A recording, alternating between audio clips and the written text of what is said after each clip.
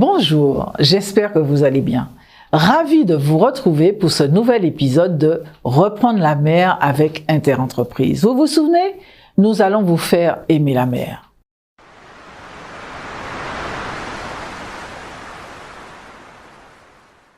Là-dessus, la première. Le mois dernier, je me réjouissais de la signature de l'accord pour la protection de la haute mer après 20 années de négociations sous l'égide de l'ONU.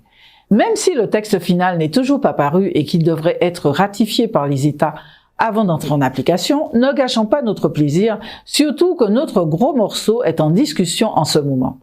Il s'agit des négociations de l'Autorité internationale des fonds marins sur l'exploitation des fonds marins. Le traité de protection de la haute mer ne concernait pas en effet cette exploitation. Un round important de négociations vient de s'achever à la Jamaïque ce 31 mars, mais ce n'est pas fini.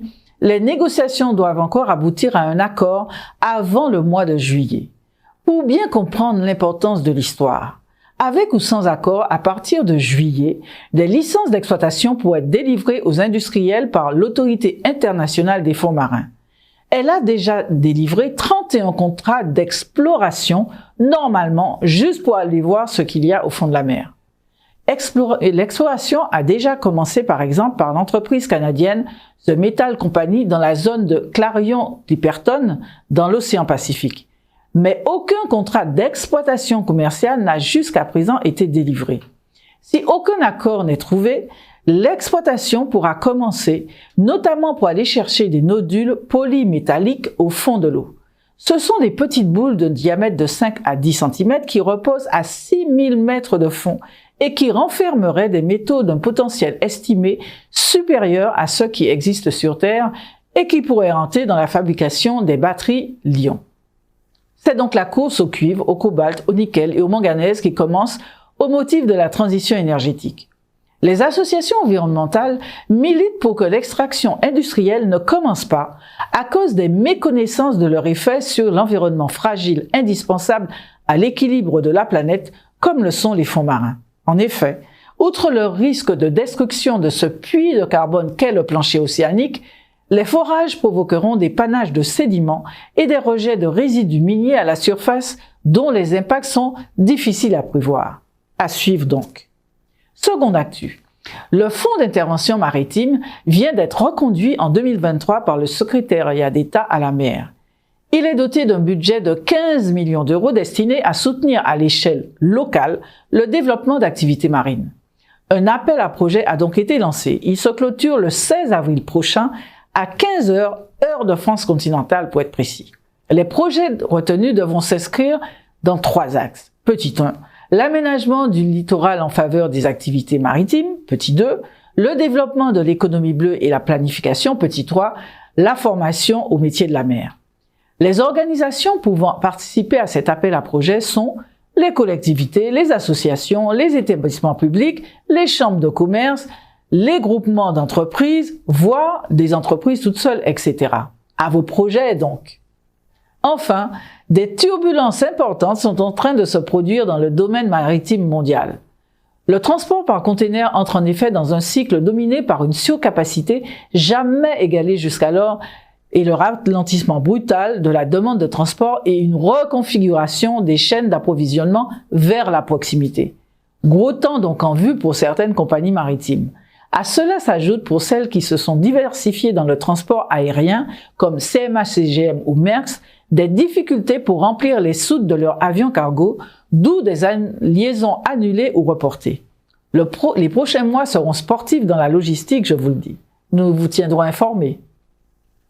Maintenant, notre invité du mois, Jean-Pierre Chalut, président du directoire du Grand Port Maritime de la Guadeloupe.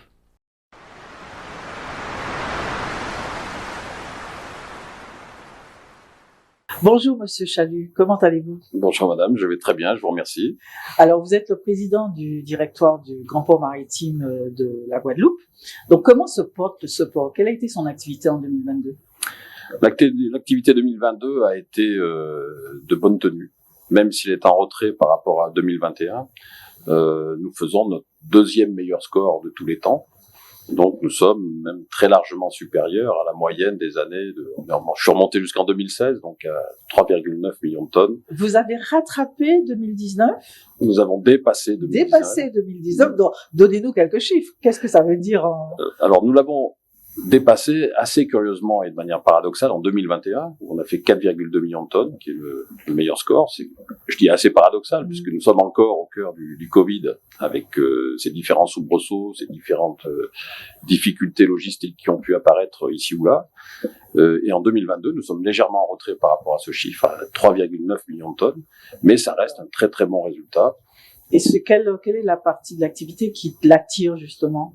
Alors, l'activité qui fonctionne bien sont effectivement les conteneurs, ou même s'ils sont eux aussi en retrait par rapport à 2022. Le marché domestique est par exemple à plus 4% par rapport à 2021, ce qui est là aussi assez paradoxal, puisque nous sommes dans un contexte de déclin de la population en nombre. Il paraît que ce sont les jardins, enfin les mobiliers de jardin et tout ce qui concerne la décoration qui font ce business-là. Je veux bien le croire, mais ce n'est plus dans l'alimentation. Il faut que l'analyse soit faite sur ces grandes tendances. Non, l'activité a été vraiment à un niveau soutenu. Et au niveau de la croisière, comment s'est comportée l'année? Est-ce que vous sentiez déjà fin 2022 le rebond, la reprise? D'abord, le programme qui a été annoncé par les compagnies a été respecté. Nous avons 108 escales sur des installations du port, c'est-à-dire à la fois de Pointe-à-Pitre et de Basse-Terre. Le programme a été honoré entièrement. Ce qu'on a constaté effectivement en montée en puissance, c'est le nombre de passagers qui étaient à l'intérieur des navires, avec plutôt une certaine prudence au démarrage de la saison, c'est-à-dire à partir du mois de novembre.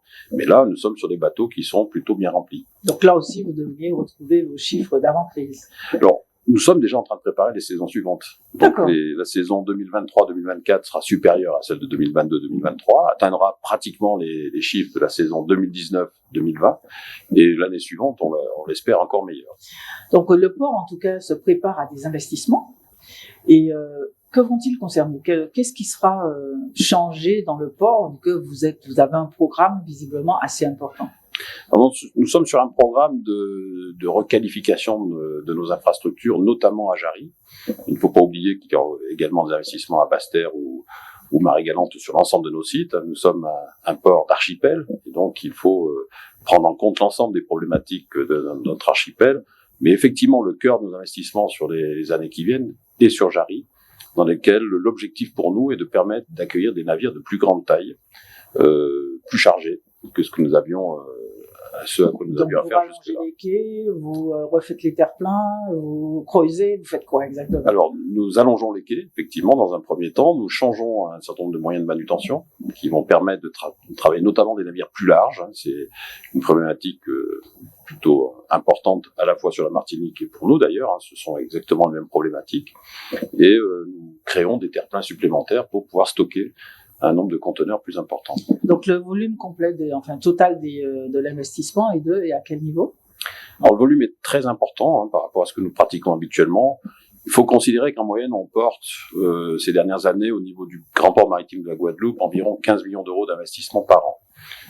Ce que le programme auquel nous avons à faire face, c'est plutôt de l'ordre de 150 millions sur 3 ans. Donc nous prenons ces 15 millions et nous multiplions à peu près par 4. Donc, du coup, vous allez chercher l'argent et vous avez déposé un dossier commun avec la Martinique auprès de la Commission européenne. Donc, racontez-nous comment vous avez pris cette décision qui est quelque part historique et puis comment vous allez faire. C'est d'abord une très belle aventure commune.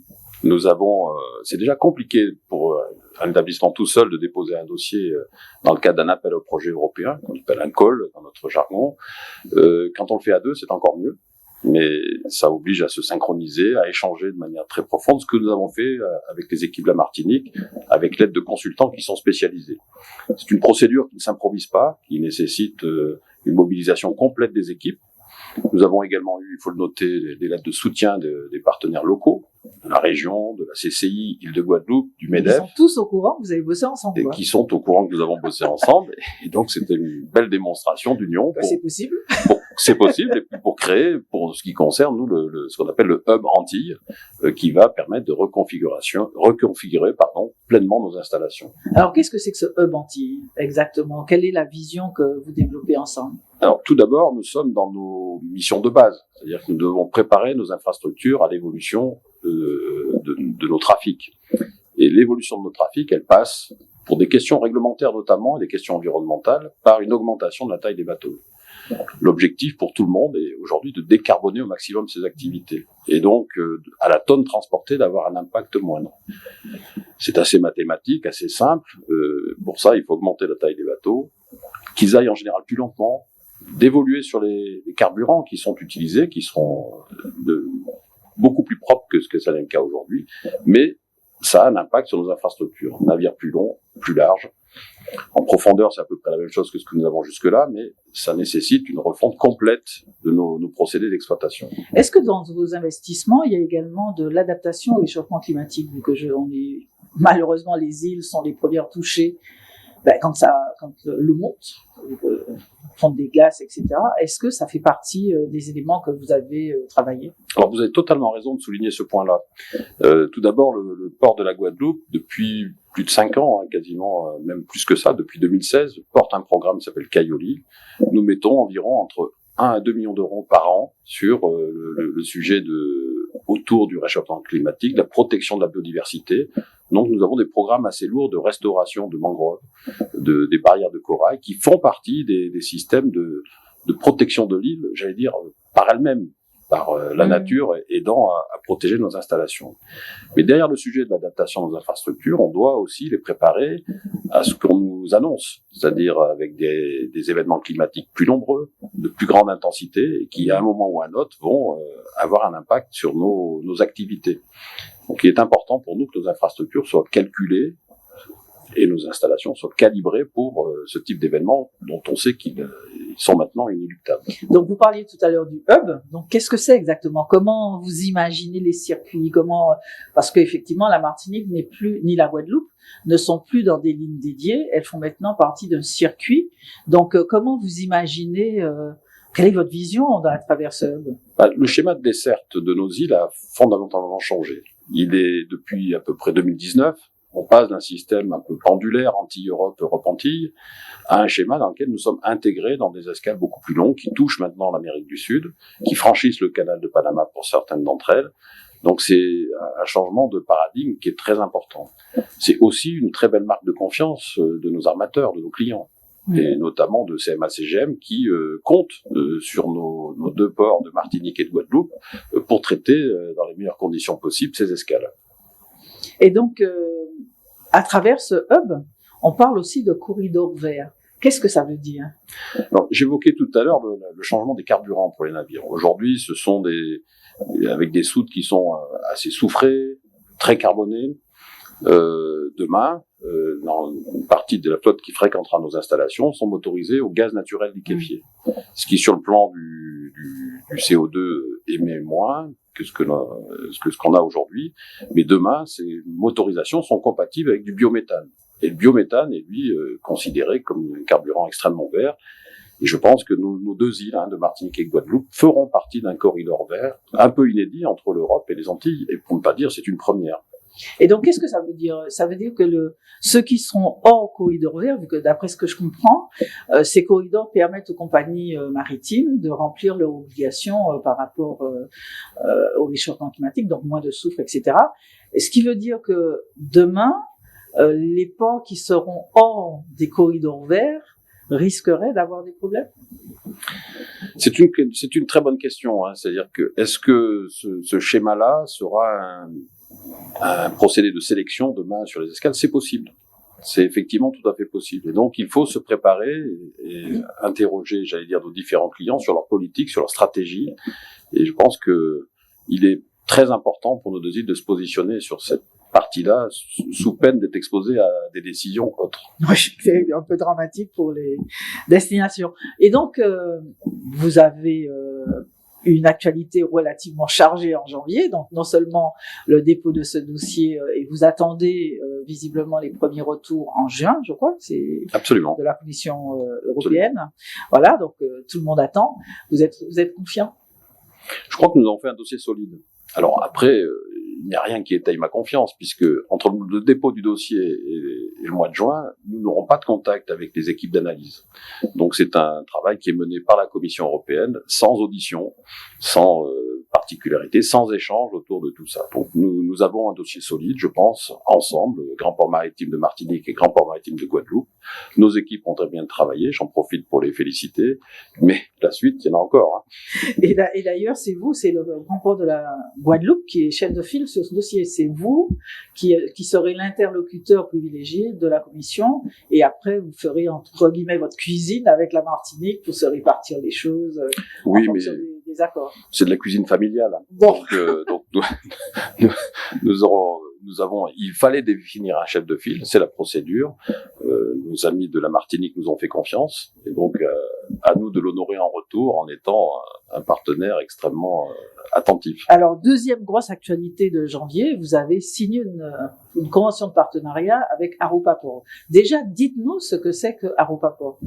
Aropaport, c'est un jeune établissement issu du regroupement de plusieurs anciens établissements. Donc, c'est la fusion des ports du Havre, de Rouen et de Paris.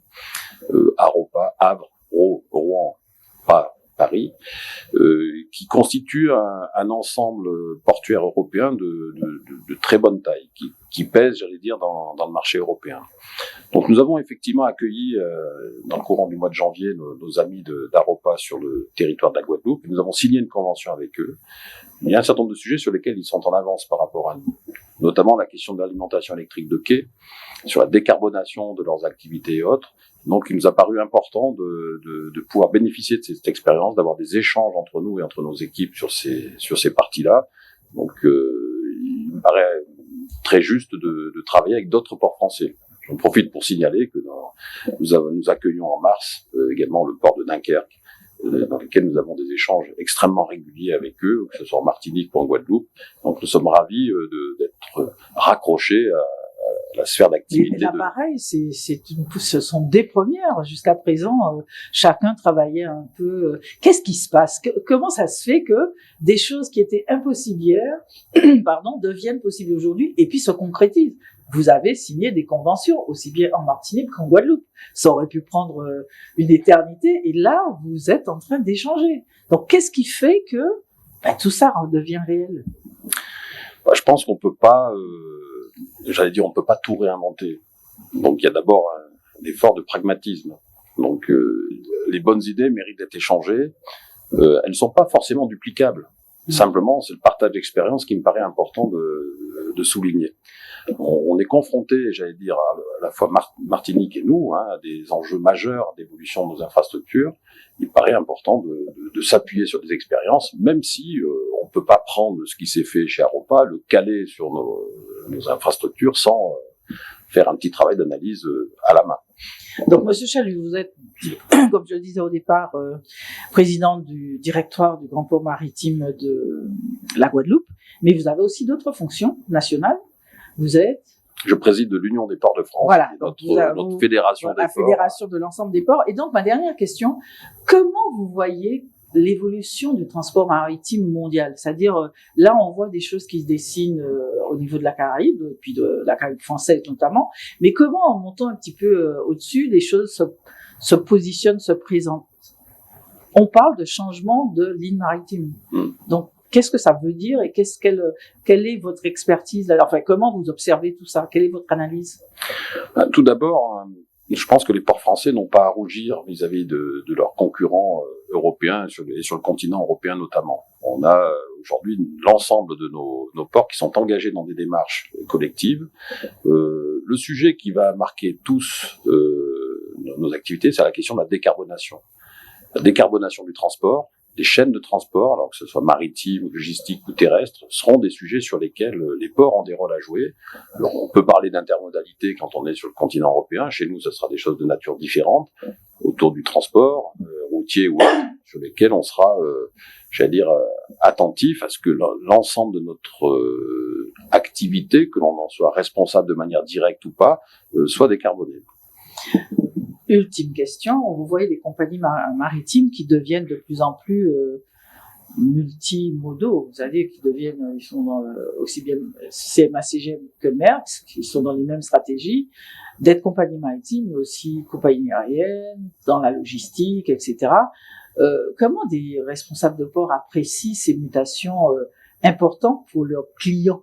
Parce que ce sont vos clients qui deviennent de plus en plus importants, de plus en plus imposants. Je pense que ça fait écho à votre précédente question sur pourquoi on travaille avec les autres ports. On voit bien que aujourd'hui il y a une intégration verticale de beaucoup de choses dans la partie du transport, de la logistique ou autre, et que il faut travailler avec les autres. Donc je pense que notre réponse est aussi de travailler avec les autres ports et d'être complètement actif sur ces sujets, j'allais dire à ce qu'on constate autour de nous sur l'évolution du marché. La fusion de Aropa que vous évoquez tout à l'heure est un élément de réflexion important. Je pense que le monde va reposer de plus en plus sur des acteurs plus structurés, plus coordonnés entre eux. Ça sera sans doute le cas dans la Caraïbe et au sein de nos îles. Ben, en tout cas, merci infiniment de cet échange. C'était très instructif et puis revenez quand vous voulez. Ben, je vous remercie de votre invitation. Ça sera avec plaisir.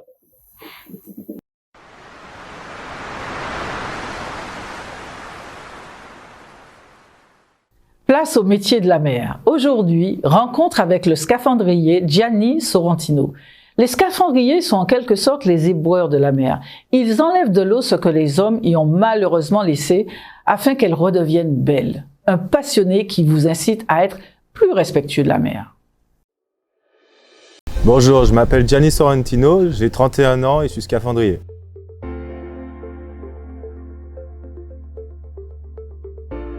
C'est une vocation. On devient scaphandrier en faisant une école de scaphandrier. Il y en existe 3 en France, donc il n'y en a pas en Martinique, qui sont les MPP, l'ENS et l'école de Trébeurdin. Donc le cursus, faut déjà avoir des niveaux de plongée en plongée loisir. Et après, on a une formation de à peu près 3 mois, non mais si mes souvenirs sont bons, et 6 mois de stage.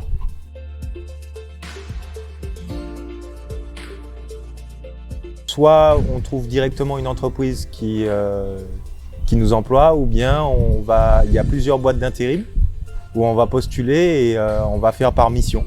On va travailler par mission au fur et à mesure. Et puis il faut creuser son petit trou pour justement s'intégrer dans une équipe.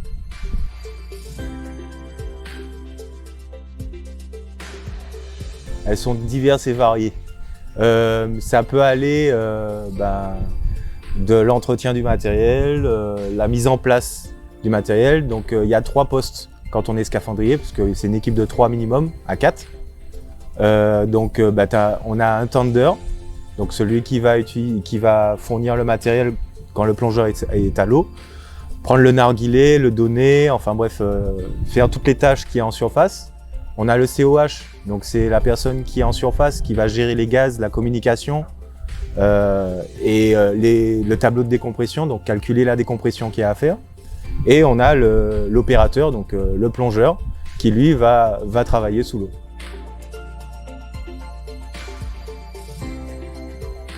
En France, la réglementation nous oblige à faire 3 heures de plongée.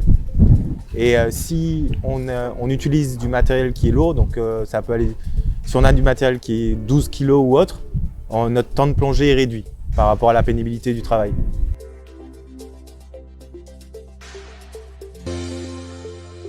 Alors l'équipement de base d'un scaphandrier, donc ici on est sous les tropiques, donc on a une eau qui est relativement chaude. Donc on va plonger avec une combinaison humide, des bottillons, des gants. On a notre stab, donc une bouteille de secours avec une stab spécifique. On a un casque, donc il y a différents types de casques par rapport aux travaux que nous avons. Donc on a le 18 qui est juste un facial, le 37 qui est un intégral. Et il y en existe d'autres parce qu'on peut plonger en station d'épuration, on peut plonger, donc il y a beaucoup de choses. Chaque outil a son utilisation et tout dépend des travaux qu'on a à faire. L'avantage c'est pas l'avantage, comment je puis dire ça? C'est en scaphandrier, on a une multitude de travaux à faire, donc on ne fait jamais les mêmes choses et on peut utiliser toutes sortes de matériaux. On peut utiliser du pneumatique comme vous avez pu le voir tout à l'heure, comme on peut utiliser des outils hydrauliques. Donc ça peut aller de... là on a utilisé un piqueur aujourd'hui en pneumatique. On a utilisé un appareil pour aspirer la vase au fond, donc une suceuse. On a utilisé une canne à air aussi pour évacuer un peu la vase qu'il y a au fond. Ça c'est par rapport aux travaux qu'on a fait tout à l'heure, on a fait un renflouement d'une épave. Mais ça peut aller aussi, il y a quelques semaines, j'ai fait le nettoyage du bateau de l'armée.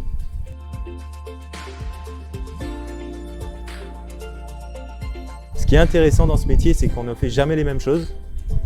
Donc chaque mission est différente.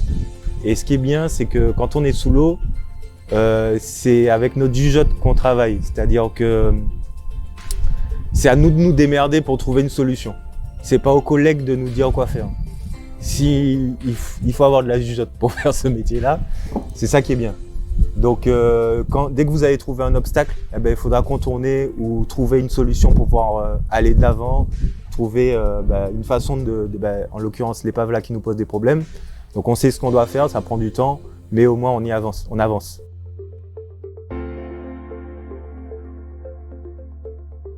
Les qualités pour être un bon scaphandrier, déjà il faut avoir une certaine condition physique, parce que c'est pas éprouvant, mais c'est physique. Donc on le sent à la fin de la journée et à la fin de la semaine surtout. Et puis avoir un peu de jugeote, quoi. Et surtout ne pas être claustrophobe, parce que on voit rien sous l'eau la plupart du temps. Hein. C'est pas parce qu'on est sous les Caraïbes qu'on voit quelque chose, on voit pas grand chose.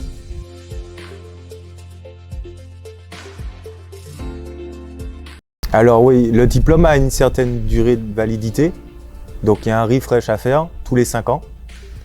Et après, on peut passer des qualifications, et ces qualifications aussi ont une durée de vie, quoi, une durée de temps, donc qui est de 3 ans généralement. Donc moi j'ai ma qualif soudure, sous-marine, mais elle est valable 3 ans. Et mon diplôme de scaphandrier est valable 5 ans. Alors tous les ans, je dois faire une batterie de test qui est relativement important et passer devant un médecin hyperbare pour revalider mon diplôme.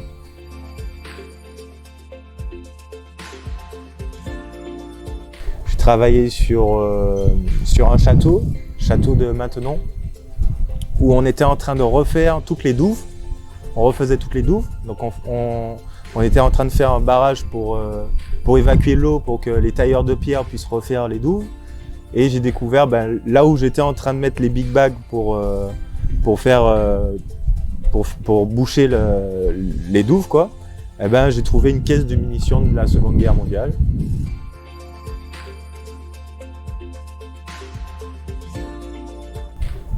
Déjà, il faut aimer l'eau. Faut pas être claustrophobe. Et puis, faut vouloir, parce que c'est un métier qui est physique. Et puis, c'est un métier, comment dirais-je, un métier d'un peu de passion, quoi. Parce que il y a des jours, c'est pas tous les jours joyeux, quoi. Mais c'est un bon métier. C'est un beau métier.